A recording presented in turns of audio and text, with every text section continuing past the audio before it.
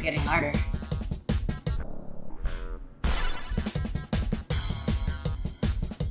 Mission ready.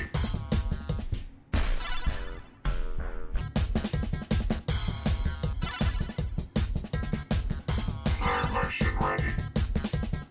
Oh, wow, that's close. Oh my goodness. This is getting harder. Whoa! Woo!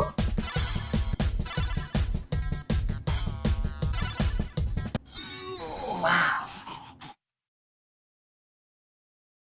Hello, and welcome to another episode of Analyzing VR Games. This time, I'm covering Dodgeblock, an upcoming arcade-style game by Vidler Studios.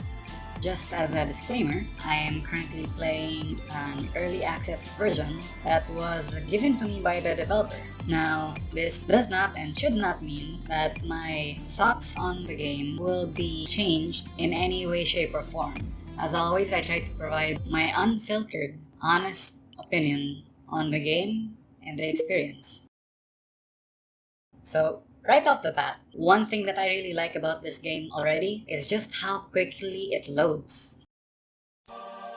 I mean, I'm sure it's not as complex as some of the other games on the store, but it's really appealing to have a game start so quickly.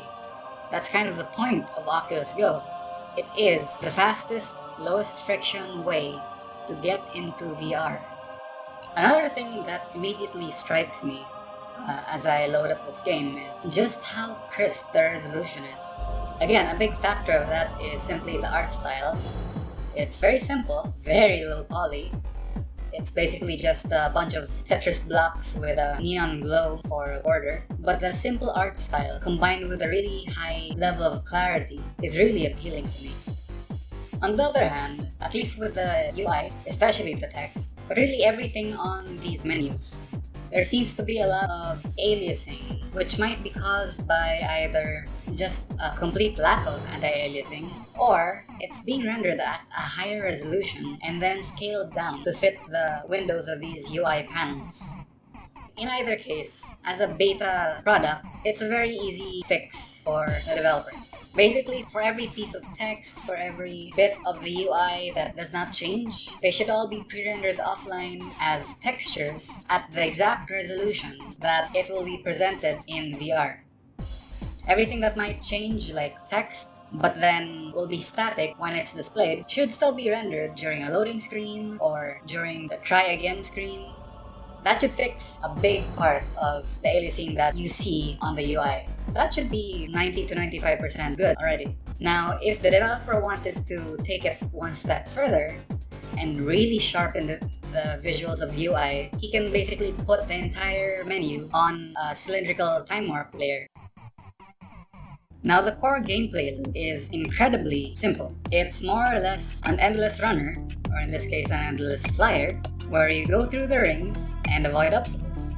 Now, I haven't gotten very far, as indicated by my relatively tiny score compared to the #1 spot on the global leaderboard. But at the very least, during the first 1,000 meters, which I'm guessing is the unit of measurement for the distance, there seems to be practically no ramp up in difficulty. However, that does not mean that there are occasional spikes. In particular, situations where you need to maneuver around an obstacle or pass through a very tight corner or a very tight space in order to reach the ring. In such cases, the clunkiness of activating the slow motion effect, which is what appears to be a key gameplay element of Dodgeblock. You have to swipe down on the touchpad and hold it. This is all fine and dandy when you've got a lot of runway before you want to actually use the slow-mo. But unfortunately, in those cases where slow motion would really help, the control doesn't always activate. Simply because I probably failed to swipe down correctly. And even when I do swipe down correctly, I kind of have to wait for the game to register my movement as a gesture.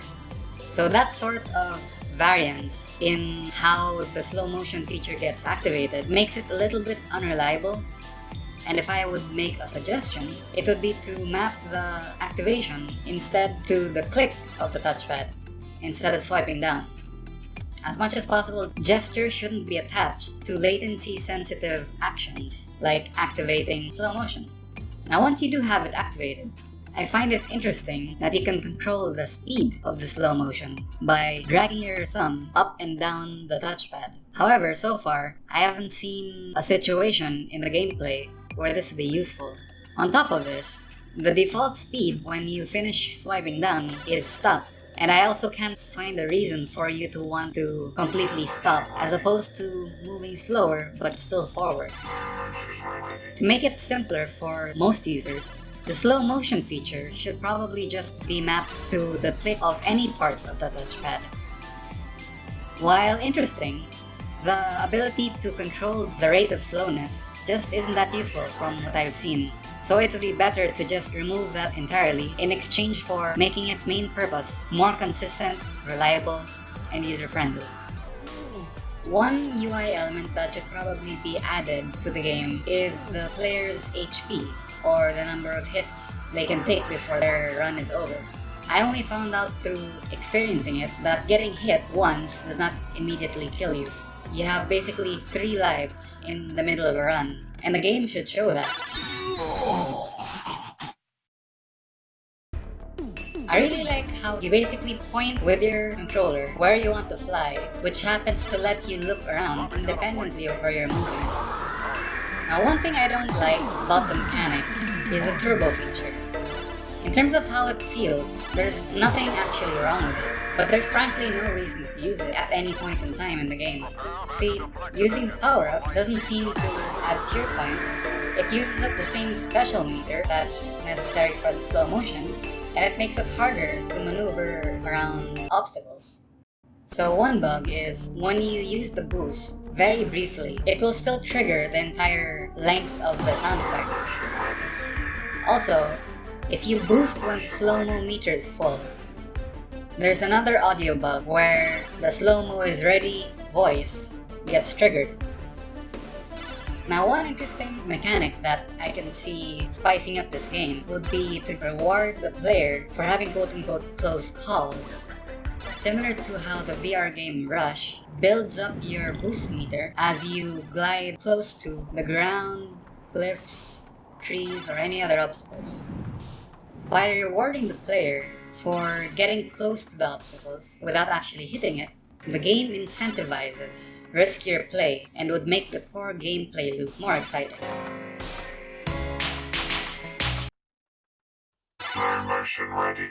I think Dodgeblock is a very promising game with a simple but addicting gameplay loop, an ever-increasing level of difficulty, an awesome neon art style, and an overall fun little fast-paced arcade-style game. At the same time, there are a few rough spots that need addressing, particularly the aforementioned unreliability of the swipe to activate slow motion gesture. Once the developer fixes all of these problems though, and hopefully implement some of my suggestions, I think Dodgeblock has the potential to become one of the best arcade-style games on the Oculus Go store right now.